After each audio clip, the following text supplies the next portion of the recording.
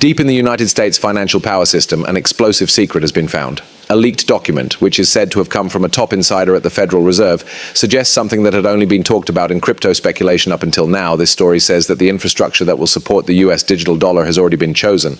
Also, it's not Ethereum, Hyperledger, or a new blockchain made by the government. The XRP ledger was picked as the architecture. This isn't just a case of institutions adopting Ripple's technology. Ripple's technology is now fully integrated into the American banking system. The consequences are terrible if the leak holds water. There is no way that XRP can be used by banks in secret passageways. It's possible for XRP to become the payment backbone for the world's strongest fiat currency. And if that happens, $10,000 per XRP might not be just a pipe dream. It might be the beginning.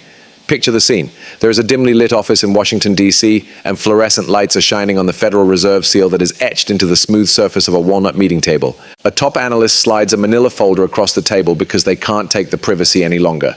Inside, there is a white paper marked for internal use only that talks about a technical relationship with Ripple and how the XRPL will be the new digital dollar's settlement layer. People who know what's going on can deny it, but the language is clear enough for experts to see what's going on. XRP is in the middle. For people in the crypto community who have been dealing with doubt rules and false information for a long time, this leak feels like proof. After 10 years of guesswork, the Federal Reserve finally seems to have done something. But let's take a step back before we take this rocket into the stratosphere of money. Let's take a look at truth. Yes, it is true that the Federal Reserve has been looking into a digital currency for the central bank for many years. One good example is Project Hamilton, which was made with help from MIT. The Fed has also put out discussion papers, asked the public for feedback, and joined foreign working groups. But up until now, there has been no public proof that the US government would trust a private company, especially one that focuses on crypto, with the infrastructure for its official currency. There are huge risks. It would look bad politically to work with Ripple, a company that is still fighting lawsuits with the SEC. In terms of money, such a move would have to pass muster with Congress, regulatory bodies, and foreign observers. No matter how useful the idea of a national currency running on technology owned or run by a private company is, it is at best controversial and at worst very dangerous. But we can't just ignore the trend. People have taken note of how aggressively Ripple is positioning itself in the CBDC fight. In the past 3 years, Ripple has formed agreements with the central banks of Bhutan, Palau, Montenegro, and Colombia. Talks are also said to be going on with more than a dozen other countries. Its test projects have shown that high-speed settlement uses little energy and that rules can be changed to fit each country's needs. These are important things for any government that wants to use digital currencies. There is more to Ripple than just Bitcoin. Over time, it has grown into a financial infrastructure company that is courting central banks and quietly building reputation in places of power that crypto players usually can't get into. This makes the leaked story seem more likely to be true.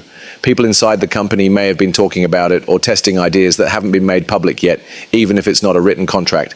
Then there's the bigger picture of politics and money. That side of the ocean, the European Central Bank is putting the digital euro into use. The Chinese digital yuan is already out in the world in Asia. Around the world, dozens of countries are racing to digitize their paper currencies, and the US can't afford to be behind. That being said, it also can't build this next generation infrastructure on any device. It needs something quick, flexible, safe, and up to code. Ethereum is strong, but it takes a long time to load. Bitcoin is independent, but it's hard to use. It's hard to trust most new chains. With its track record of more than a decade and regulatory stance, XRP becomes the best choice in an area where speed and compliance are essential. It's organized enough to meet government requirements while still being fast enough to meet consumer demand. To be honest, it may be the only option that makes sense. Let us now look at what this would mean. If XRP is used to settle transactions for the digital dollar, it not only becomes valid, it becomes necessary. In a technical sense, every trade, wage payment, government payment, and social security check would use or settle through XRP infrastructure. At that amount of demand, there would be a flood of cash needs. The Federal Reserve would have to make sure that XRP can handle daily volumes of trillions of dollars in terms of both functionality and finances. This is no longer about speculating, it's about building infrastructure.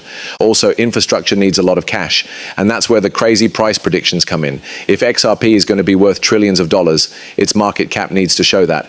The total number of XRP tokens in circulation is about half of the 100 billion that are available right now. Let's be safe and say that only 10% of XRP will be set aside for active liquidity in the environment of the digital dollar. which is 10 billion coins. If the system needs to handle $10 trillion in daily transactions, which is a likely figure for a fully operational US CBDC, then each XRP would have to be worth $1,000 in order to be used as a utility token. When you consider speculative demand, reserve amounts, and use around the world, $10,000 per XRP stops sounding like crazy money. It sounds like math. It gets even more interesting after this. The leak says that the reveal won't happen until after the next presidential election. Why? How long? Right now, any statement could be used against the government by political opponents, skewed by the media, or derailed by people not understanding what was meant. Now that the election is over, the Fed could say that the plan was inevitable and already in motion if it had a new mission, less political risk, and more economic clarity. So this leak might not be a mistake. It could be a stress test or a strategic leak meant to see how the market reacts, how the crypto world reacts, and how politically possible it is for the dollar to be driven by Ripple. To put it another way, they're sending up a test balloon. What does it all mean? Are we about to see the biggest change in American money history?